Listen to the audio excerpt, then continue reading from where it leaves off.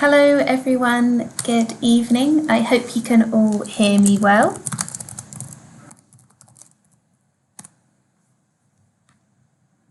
Do let me know in the chat if you can hear me okay. Hi Felix. I hope you've all had a lovely week this week. I'm glad you can all hear me. Excellent, great. So we will make a start with this week's YouTube Live. Hi Martine, nice to see you. Do feel free to say hello on the chat and talk amongst yourselves during the YouTube Live. Hello Damien, hello KM. Excellent, we will make a start. Welcome Damien, our new student. Okay, great. So if you haven't heard of us before, we're Sucked Along. We are a language company, an English language company, and we provide English lessons, one-to-one English lessons to help you boost your confidence in both professional and your personal English. We do a YouTube Live every week. So if this is your first time, get comfy and I hope you enjoy and learn something new today. This is our second YouTube Live on the series of Overcoming Your Fear of English. This is a series of 5 in which we'll tackle some of the biggest hurdles in learning a second language and to give you the tools to feel most confident when speaking English. And in this week's YouTube Live, we're going to be explaining some of the best resources out there to learn English, such as films and TV. And we'll also be looking at some key vocabulary, some useful phrases linked to this topic, and a couple of quick grammar fixes as well to help you feel confident when speaking English. Okay, so without further ado, we'll head over to my slideshow and tackle part 1 of the YouTube Live. So why watch movies and TV series in English? So there's 4 main reasons which I've detailed behind me. The first is to listen to native speakers. The second, to improve your pronunciation. The third, to hear English in context. And the fourth, to understand native accents and get used to native accents. Now, if we head back to the first one, to listen to native speakers, watching films is a relaxing and indeed really immersive way to pick up English. So alongside your studies of English, nothing quite compares to listening to a native English speaker in an American, in a Canadian, in a British or Australian film or TV series. Tuning into English TV or putting on an American film, you'll get to see how English is spoken naturally. As a result, helping you sound more like a native speaker in terms of vocabulary and the style in which you speak English as well.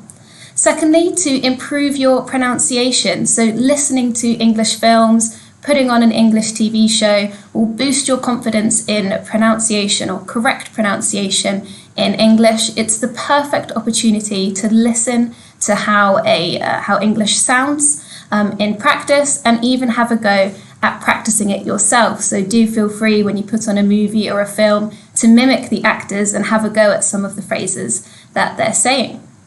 The third one is hearing English in context. And what I mean by that is sometimes we learn things, maybe it's in our lessons of English, perhaps it's in a textbook or on a digital exercise, and it's difficult to remember where we learnt it or what it was we learnt exactly. And films sometimes help us put tricky grammar points or tricky vocabulary in a story, which therefore makes it a little bit easier for us to understand and indeed remember later down the line. And then lastly is understanding or hearing different native English accents. So there's a lot of accents out there, and we French speakers know that of course it's very difficult to sometimes understand English accents. Some are easier than others, some are really, really challenging. So by watching a TV series or a film, you'll be improving your ability to understand these trickier accents and exposing yourself to some of the different ways that English can sound from in different Anglophone countries. So now we've talked about why watch movies, let's have a little think about how to effectively watch a series or a film in English. I know what you're thinking, what could be easier than watching a TV film or a series? You simply put it on and of course watch it.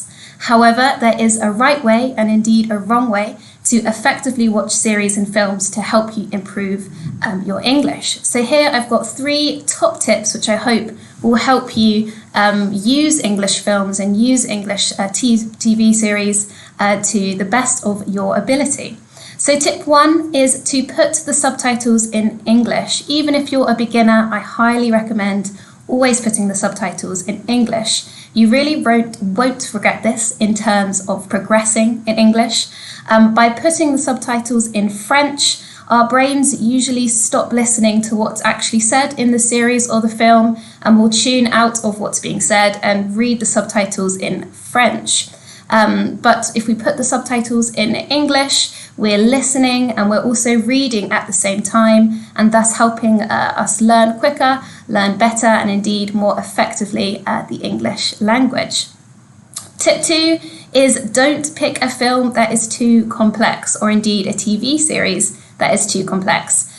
Save really difficult content for your maternal language, so French. Watching a film or a series in English should be something that's enjoyable and relaxing, and picking light-hearted genres such as a comedy, a romantic comedy, or even an action film or series are a really good place to start. It's not too strenuous, the plots are usually easier to follow, and you won't feel as frustrated if you're not able to understand everything that's going on. And then tip 3 is don't worry if you don't understand everything. Aim to understand about 75% of what's going on when you're watching a film or a series. It's totally okay if you can't grasp every word. The idea of watching a film or a series is to get the general meaning of the conversation or of the plot. It's a good idea to aim to understand about 75% to 80% if you can. Sometimes when I'm watching a French series, I keep a little notepad next to me and I jot down interesting vocabulary or interesting phrases that I would like to look up after the film, rather than stressing about trying to understand each and every detail during the film or series itself. Otherwise, we risk not actually enjoying what we're doing and making it into too much of a strenuous and difficult activity. Okay, so now we've gone through some top tips. Let's look at some must-see movies, in my opinion, to improve your English. So, on the left, you can see I've put Harry Potter. In the middle, I have put Forrest Gump, and at the bottom, in the right-hand side, I've put Love Actually.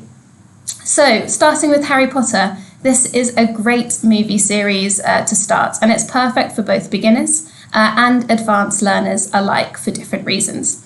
The chances are you've already seen or maybe read Harry Potter in French, making the film, or even if you prefer to read it, the book a lot easier to understand in English.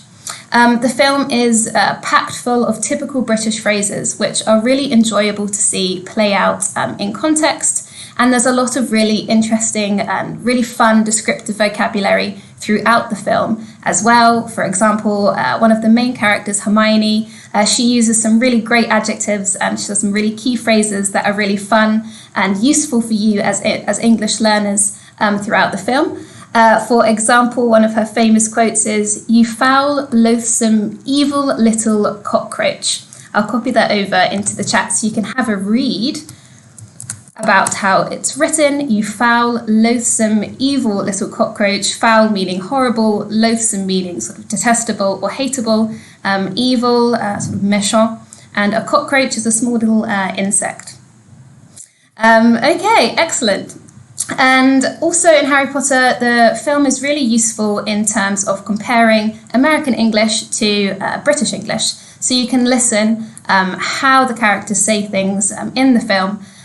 In British English, you'll realise that, or you'll see on the subtitles that we spelt he learnt with a T on the end instead of he learned, like in American English. So I'll put that on the chat so you can see it as well. He learnt versus he learned. Both are correct uses of the past simple, however their spelling changes depending on where you are in the world. So if you're in the US, you're more likely to say he learned with an ED on the end. However, you'll notice in Harry Potter, a lot of the characters will use he learnt with a T on the end. So it's very interesting just to see how British English and American English differ.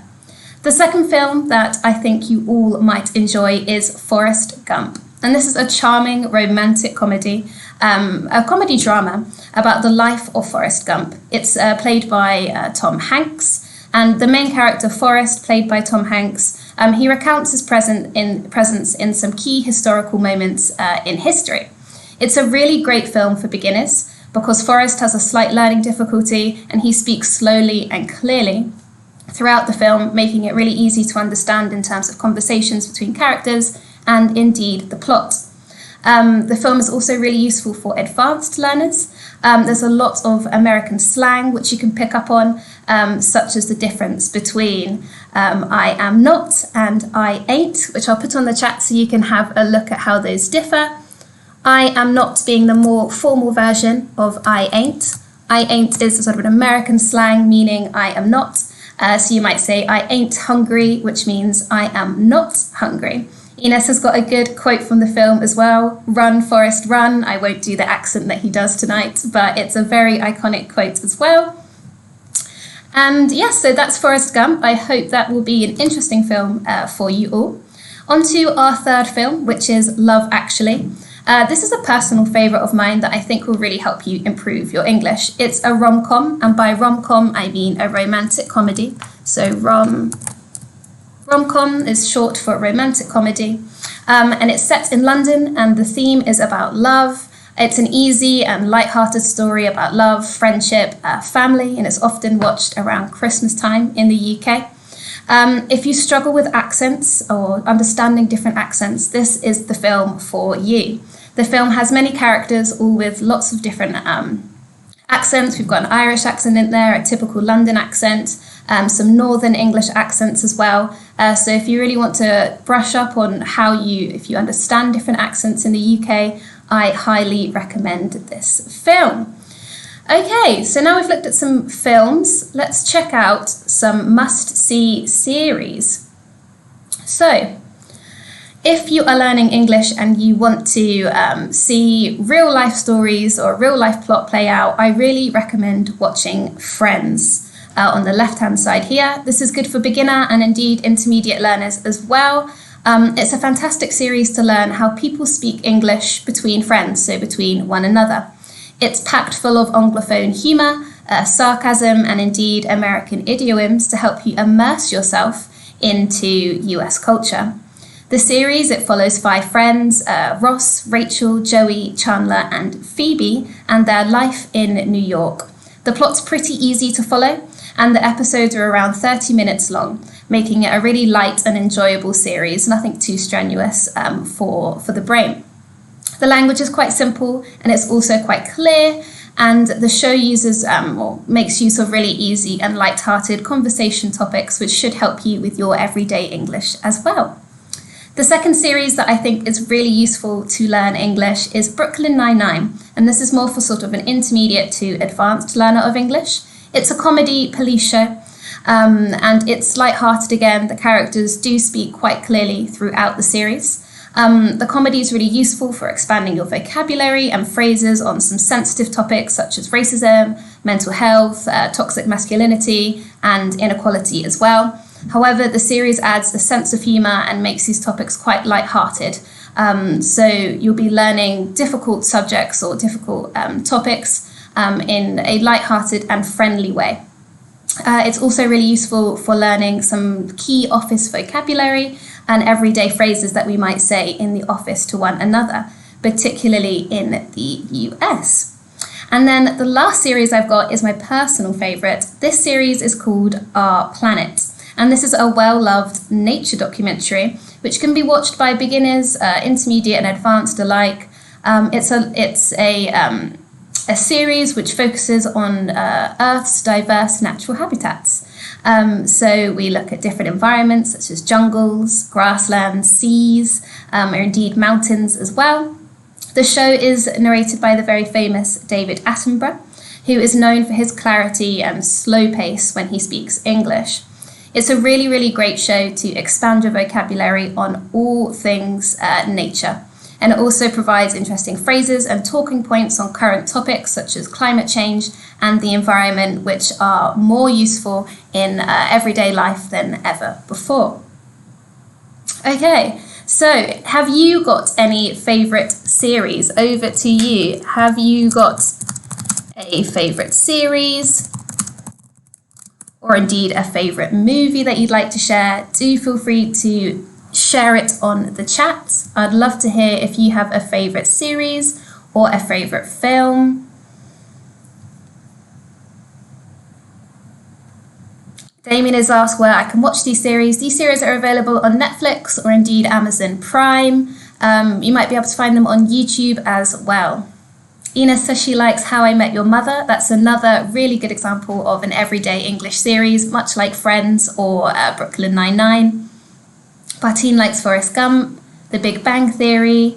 We've got Vikings, some very good examples indeed. Keep those coming in so we can all feel some inspiration for great things to watch. Okay, so moving on to part 2 of our YouTube Live. We're going to look at a couple of quick fixes when it comes to talking about watching series and also listening to music as well. And I hear this quite often in my lessons, which is a really easy, quick fix for you to sound like a native English speaker with ease, is the difference between watch and look. So when we're thinking about the verb to watch, we're thinking watching a series, we're watching a film, or watching a TV show. It's something that's active. So we're actively tuning in, we're actively watching it. So for example, you're watching my YouTube Live right now. The verb to look is when we're looking at something or we're looking at someone, and it's quite passive. So for example, I looked at the time, I am looking at you, or look left and right when you cross the road. This idea of it being passive, you're glancing at something, you're looking, whereas watching is active, we're really focusing on something direct. Another quick fix for you is the difference between to listen and to hear. So if we're thinking about listening, we're thinking about perhaps listening to a podcast, we're listening to the radio, perhaps we want to listen to some music. So for example, I listened to the radio, she is listening to music, or they were listening to the radio in the car. Again, to listen is an active verb, so we're actively choosing to tune in with our ears and listen. To hear is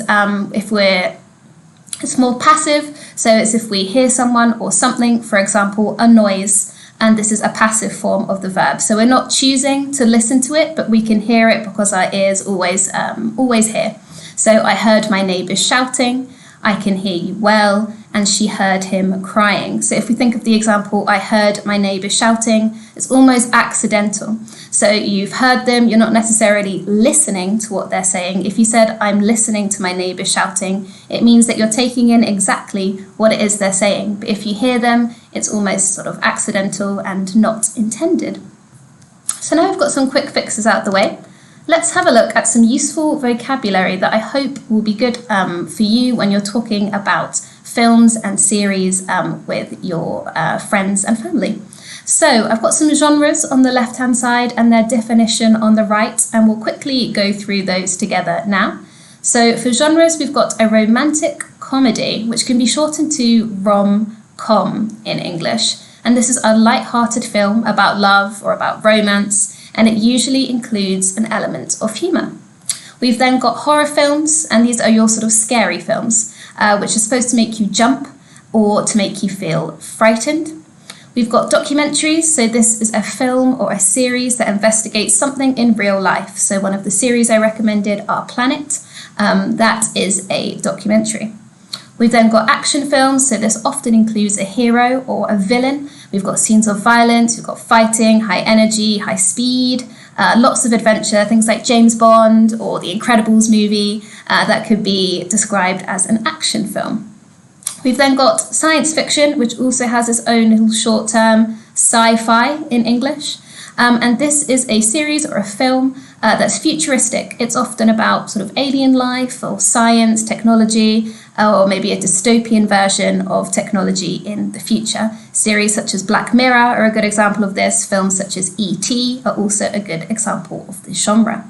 We've then got animation, Animation is your cartoon film, so things like Frozen, things like Finding Nemo. And I know what you're thinking, perhaps you feel a little too old to watch these films, but they're really useful for learning English because the English used is often a bit simpler and they can be enjoyable as well. And some of my best French phrases have come from films such as Frozen in French. We've then got a mockumentary, which is a play on word with documentary. So the verb to mock is to make fun of. So the word mockumentary is a mock or joke documentary. It pretends to be based on real life, but actually it's about something that doesn't really exist. So if we think about the film Borat, for example, a mockumentary, it's not really based on real life. It's meant to look like a documentary, but it's not a real documentary. And then lastly, we've got comedy. So a light-hearted film that's supposed to be humorous. So Love Actually could be described as a comedy as well as a romantic comedy. Series such as Friends, they are indeed comedies as well. I've got some questions on the chat here.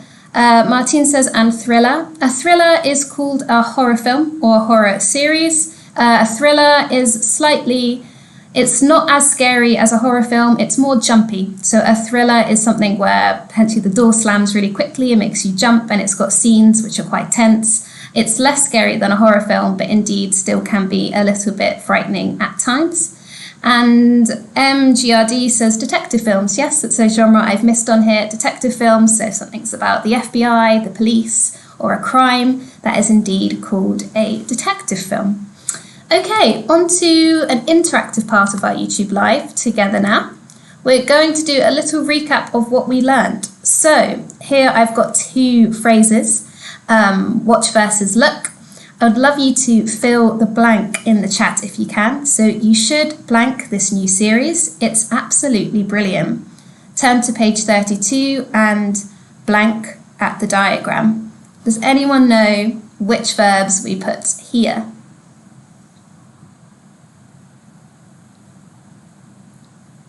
You should blank this new series. It's absolutely brilliant.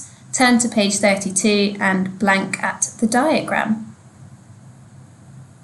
It looks like you've got the right answers. Excellent, Marie, Damien and Delphine. Yes, so the answers here are you should watch this new series. It's absolutely brilliant.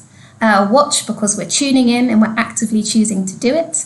And turn to page 32 and look at the diagram because we're looking at something. We're not watching a diagram. A diagram is static. Okay, excellent. So recap of listen versus hear. I am blank to the new album by Arctic Monkeys. It's pretty good so far. And can you blank me okay? Does anyone know the verbs that we would put here?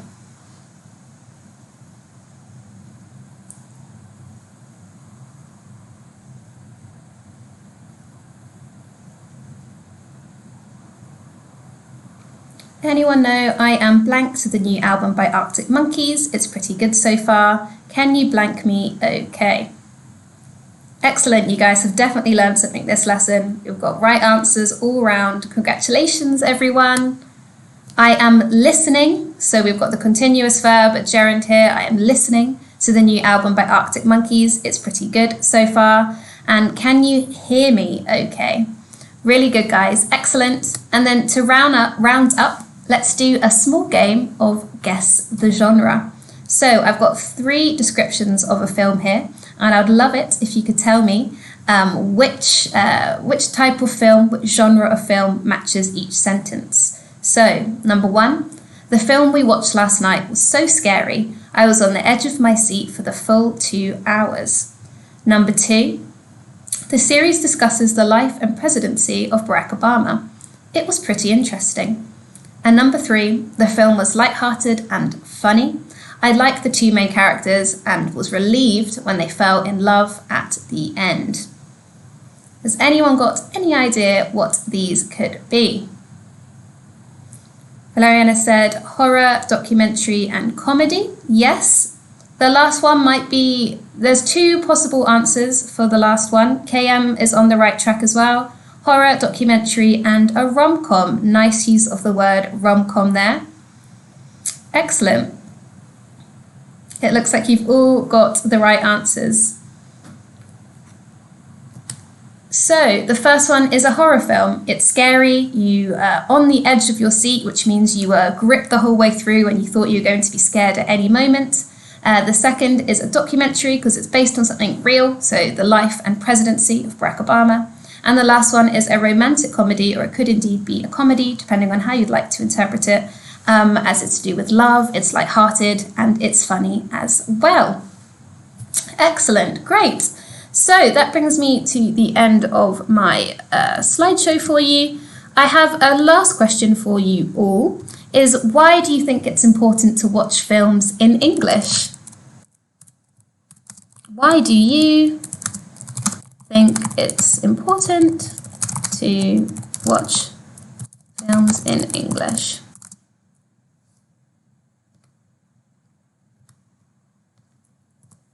Why do you think it's important to watch films in English? Has anyone got any reasons why? Or do you never watch films in English?